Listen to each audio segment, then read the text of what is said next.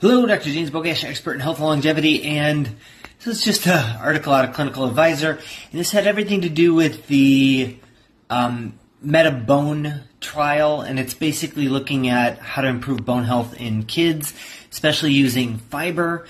But one of the things they found out, this is a study being done in South Florida, in younger kids, teens, primarily darker skin. There's like 213 kids in the study, and 68% of them have less than optimal vitamin D levels. That is just inexcusable in today's environment, knowing what we know about vitamin D, knowing how readily available the supplementation is.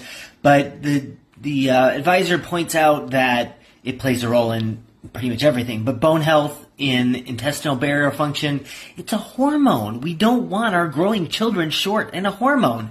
If they're not getting enough sun exposure, especially if their vitamin